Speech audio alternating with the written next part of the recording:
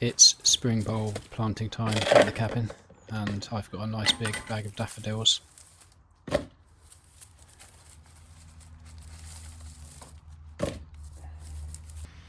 That one's rotten.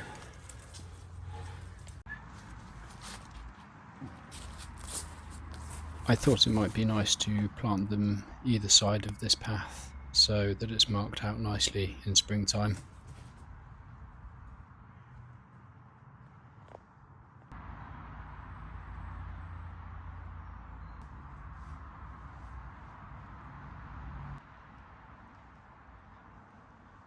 You see, I've let this meadow grow for almost a year now, but if you look at it, it looks quite flat, like it's just grass with leaves on top, but when you actually dig into it, you realise the grass is actually quite a thick layer, and there's other stuff in there as well, you know, creeping buttercup, bit of moss. When you actually dig down and get to the soil, you realise it's about 3 inches thick, if not more, and that's pretty cool because it means there's habitat for insects, you know. There's lots of layers there where the insects can live, and more insects means more food for the birds, which is pretty cool. More birds means food for the foxes, so it's a beautiful thing, man.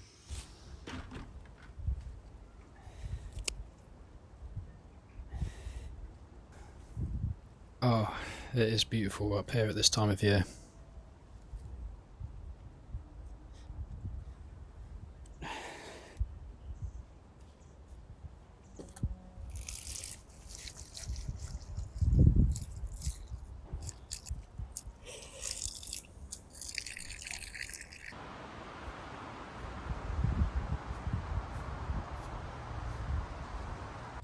Today I'm going to be making some spaghetti from scratch. Here I have 90 grams of 00 flour, and I'm adding a grind of salt, a dash of extra virgin olive oil, and an egg.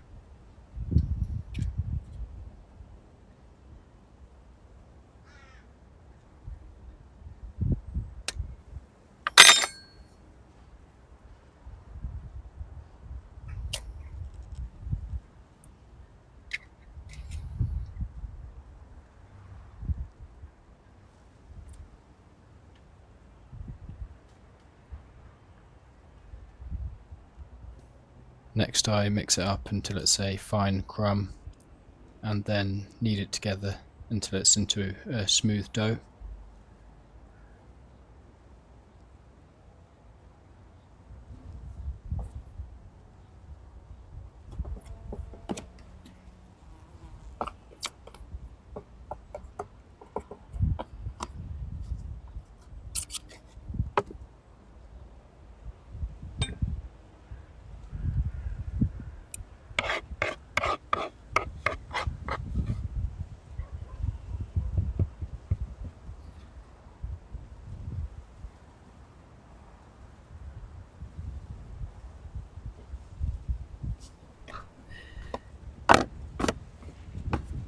I better let this rest now for an hour or so in a cool place, which is everywhere outside in England at this time of year.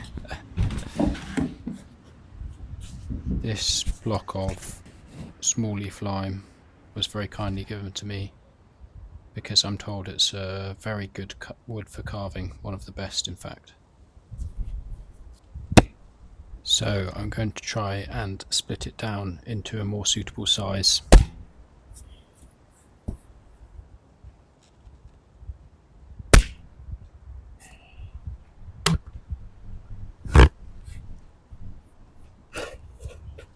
This axe always gets stuck, man.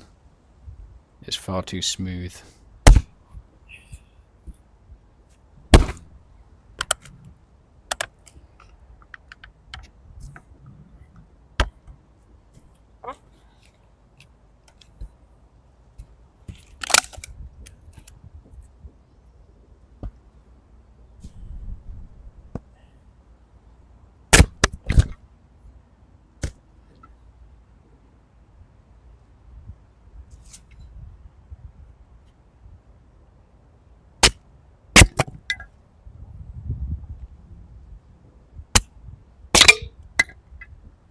This bit looks perfect for carving a spoon out of.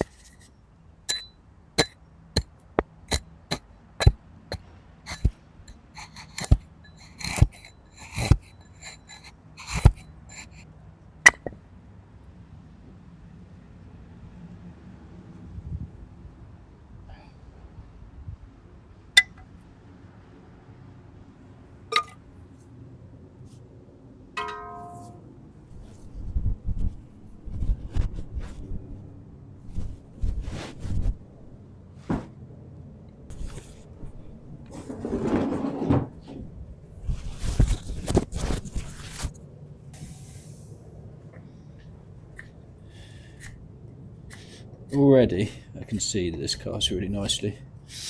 Look at that, the wood just peels off. It's got a certain kind of glutinous quality to it or something like that. I don't know what you'd call it, but yeah, the opposite of brittle basically. It doesn't split very easily, it doesn't seem. But anyway, I'm going to put it in this tub of water and let it soak, and hopefully it will carve even more easily in a few hours.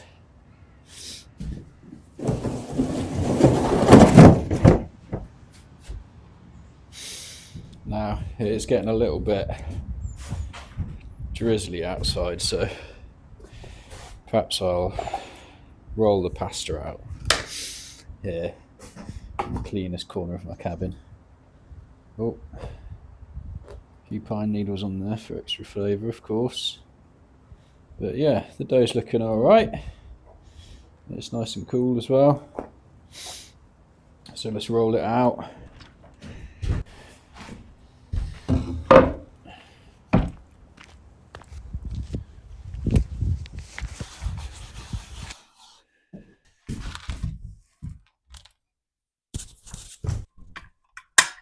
Start on a nice wide setting.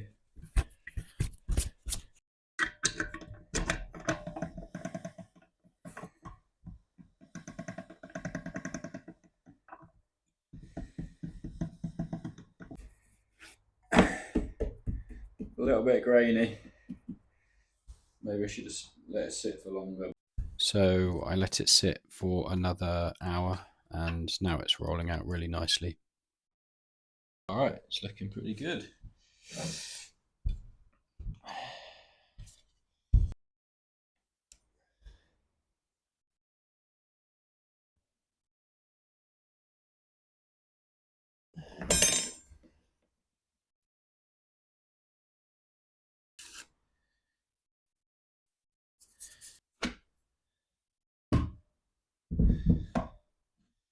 It rolled out really nicely into spaghetti, but I forgot to press record.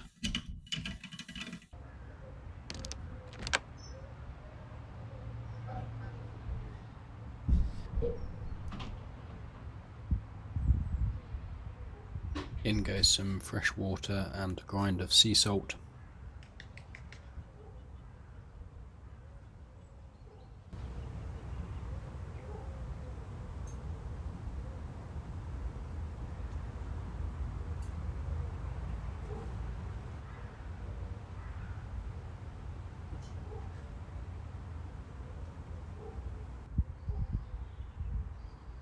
In goes my lovely freshly made spaghetti. It's clumped up a bit, which is surprising because it's only been sat for about 10 minutes while this water boils, but should still taste really, really good.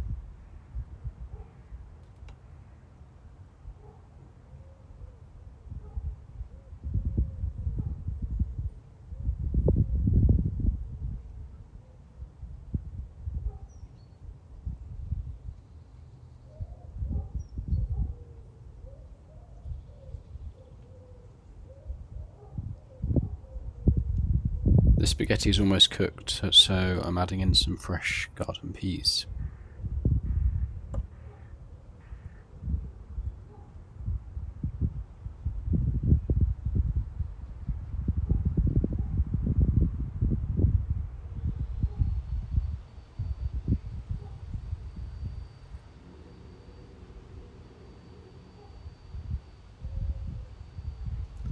To me, it's a camping classic. Lloyd's Grossman tomato sauce. I do love this stuff.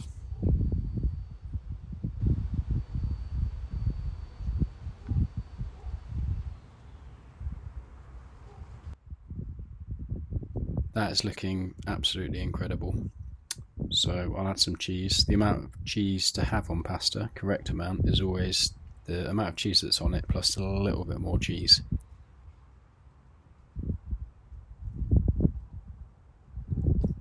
Time to give this a try.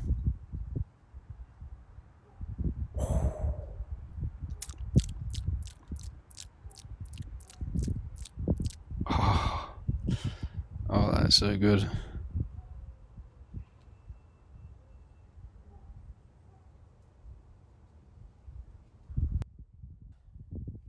Right, let's see how this one is to carve then. It's been soaking for a few hours.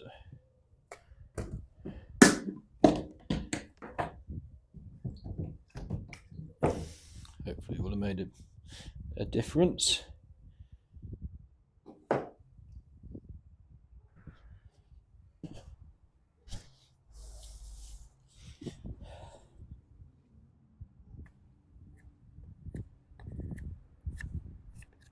Oh yeah, it does carve pretty nicely. It's going to be made into a big spoon, this, I think. Sort of like a wooden cooking spoon.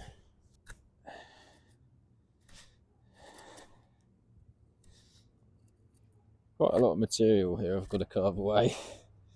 I probably could have split it down a bit more, but you know what? I'm not in a rush. Shape it off nicely. You do slow living here at the cabin. So I've been running this YouTube channel now for about 6 months, and I'm naturally someone who speaks quite slowly, and there's naturally quite a few pauses in the way that I talk, just as I'm thinking of the next thing to say. And yeah, I work a job where I'm on my own a lot and I don't talk to many people, and I'm very grateful to have the job that I have, definitely. But I do wonder if it affects how I communicate. You know, it makes me more of a slow communicator, less good at actually talking to people and putting my point across and stuff like that. Yeah, maybe my confidence as well in certain situations. And yeah, so I was wondering when I started this YouTube channel how that would come across, you know. But I find as I'm talking to the camera more, I'm actually getting more confident in the way that I communicate, and yeah, less pauses between my words. I don't want to be fake and be like trying to force myself to communicate in that way. I just want to, you know, say what I want to say, really. But yeah, so that's one of the consequences of having this YouTube channel, I think. Yeah, not naturally someone who is good at holding, good at holding conversation in a room, or I don't think I'm naturally someone that people gravitate towards, really, to be honest. And you know, when I'm out with friends and stuff and I'm chatting, you can see I quite often lose interest because I'm just talking too slowly, and that's fine. You know, that's fine. I love the friends I've got, and I feel very grateful to have them. But yeah, it's just been something I've been reflecting on recently, really. I think it's partly the modern world as well, you know. Feels like for a while in a lot of YouTube videos, people have been cutting together what they say and cutting out the pauses out of it to the point where they haven't finished one word before they started saying the next word. And it means that you get lots of information very, very fast, but I don't know, man. for me, it just gives me anxiety, to be honest. I mean, I've never met anybody in real life that actually talks like that, you know. Yeah, I guess it means you get information very quickly, and it's fast paced and exciting, isn't it? But anyway, I just thought I'd take a bit of time just to speak freely and just kind of philosophize.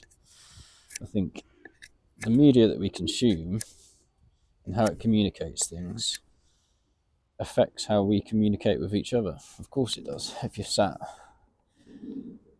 I mean, just for an example, if you're sat all day watching American TV, you're probably going to pick up quite a few American words and maybe a bit of an accent as well, even if you're not from America. So, yeah, I think if we're all sat, listening to podcasts in drive to and from work, or watching YouTube videos on the train or whatever, and people are communicating in a certain way, then that's going to have a bleed-in effect into our lives, Anyway, it's just something to think about, really, So peace and love, guys. I'll leave it there because I'll end up talking for a long time otherwise. Hope you enjoyed the video, and I'm going to continue on with this spoon, and perhaps I'll give you an update in a future video. Perhaps I won't.